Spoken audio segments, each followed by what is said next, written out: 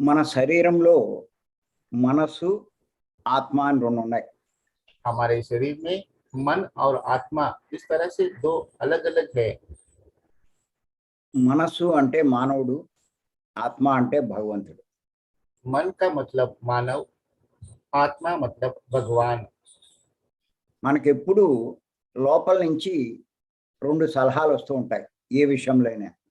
हमेशा हमारे भीतर से दो तरह के सुझाव हमें मिलते हैं।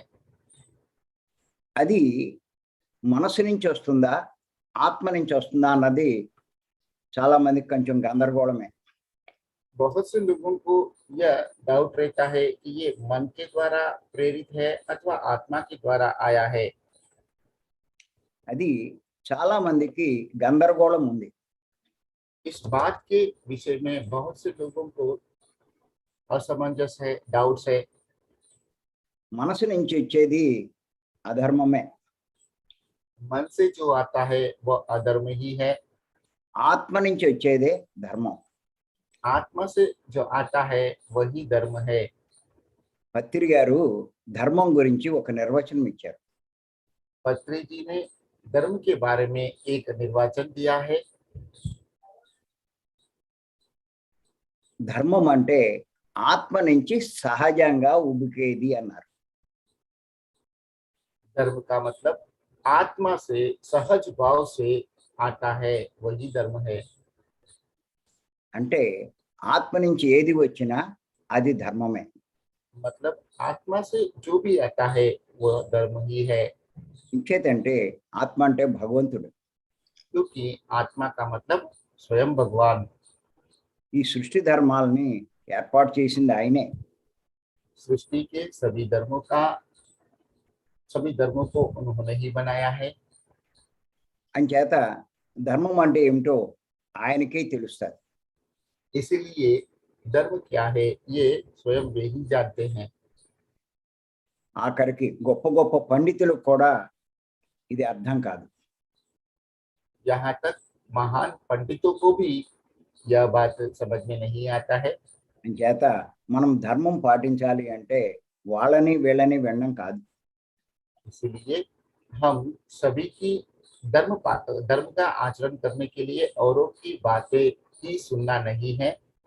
అది ఎవరైనా సరే ధర్మం ఆచరించాలంటే అంతరాత్మనే అనుసరించాలి.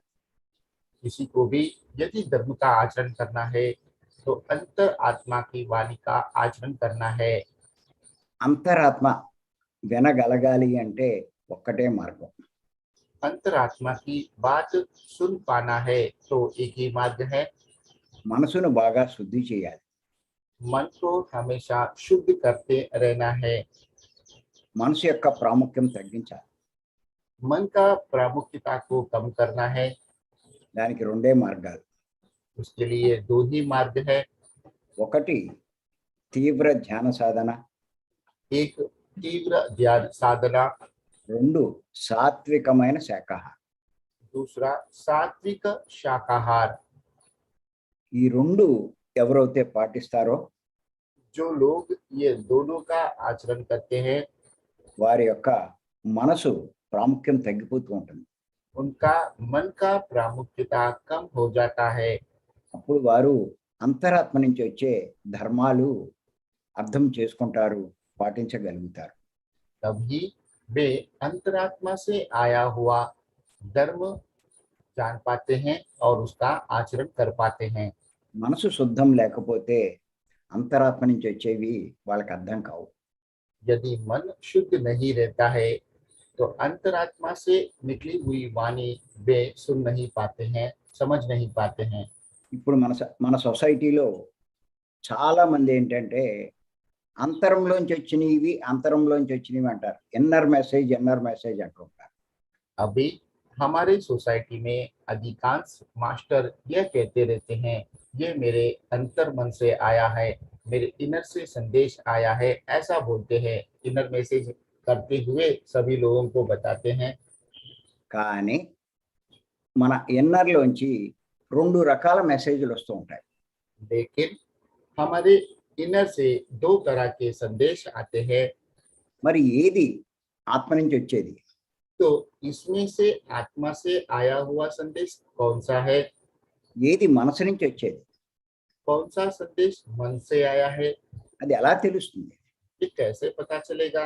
ఇది చాలా మందికి అర్థం కాక यह बात बहुत से लोगों को समझ में नहीं आता है, इसलिए మనసు నుంచి వచ్చేదే ఇన్నర్ మెసేజ్ అనుకుంటూ मन से जो आता है उसी को इनर मैसेज समझते हुए వాళ్ళు దాన్నే ఆచరిస్తూ वे इनका ही आचरण करते हुए ఎంతో నష్టపోతున్నారు. बहुत नुकसान पा रहे हैं, చాలా ఇబ్బందులు పడుతున్నారు. अनेक तकलीफों के शिकार हो रहे हैं। చేత గుర్తుపెట్టుకోండి, ఇన్నర్ మెసేజ్ అంటే ఆషామాషి ఏం కాదు. इसलिए यह बात को ध्यान पूर्वक समझ लीजिए। इनर मैसेज मतलब कोई साधारण बात नहीं है। ప్రతి ఒక్కళ్ళు ఇన్నర్ మెసేజ్ని ఇప్పుడు ఫాలో అవుతున్నారు. सभी लोग आजकल इनर मैसेज बोलकर उनका ही पालन कर रहे हैं, కానీ అది ఎక్కడి నుంచి వస్తుందో వాళ్ళకి అర్థం కావట్లేదు. लेकिन ये कहाँ से आ रहा है ये उनको समझ में नहीं आ रहा है। అది మీకు అర్థం అవడం కోసం, తెలుసుకోవడం కోసం నేను ఇప్పుడు చెప్తాను. నేను इस बात को समझने के लिए, उसका आचरण करने के लिए मैं आपको अभी बता रहा हूँ। గుర్తుపెట్టుకోండి,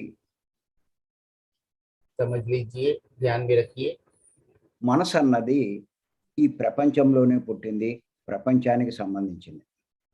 मन प्रपंच में ही जन्म लिया है और प्रापंचिक संबंधित ही है। దానికి ఆధ్యాత్మికం గురించి తెలియదు.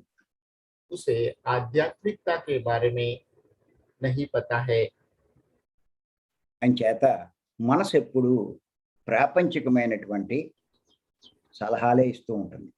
इसीलिए मन हमेशा प्रापंचिक सलाह ही देते हैं। మనసుకి ఆత్మ గురించి తెలియదు. मन को आत्मा के बारे में पता नहीं रहता है। మనసుకు దేహం గురించే తెలుసు. मन को शरीर के बारे में ही पता होता है, అంచేత శారీరక సంబంధమైనటువంటి సలహాలే ఇస్తూ ఉంటుంది.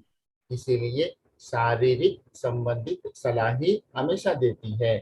అంచేత ఆ వచ్చే సలహాలు ప్రాపంచికమైనవైనా శారీరక పరమైనవైనా इस तरह इसीलिए जो सलाह आते हैं, चाहे वो प्रापंचिक हो चाहे वो शारीरिक हो, అవి మనసుకు సంబంధించినవి తెలుసుకోవాలి.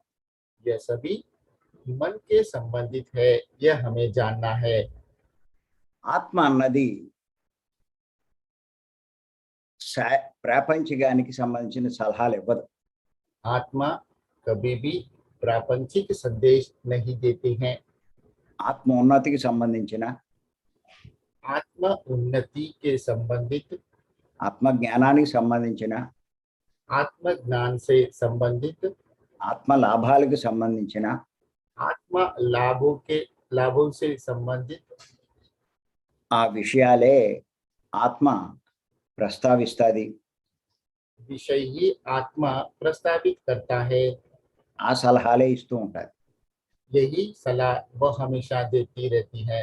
అంచేత మీ లోపల నుంచి, ఇన్నర్ నుంచి ఏ సలహా వచ్చినా ఇది మనసు నుంచా ఆత్మ నుంచా అని మీకు తెలియాలి అంటే ఖచ్చితంగా ఈ యొక్క తేడా చూసుకోవాలి.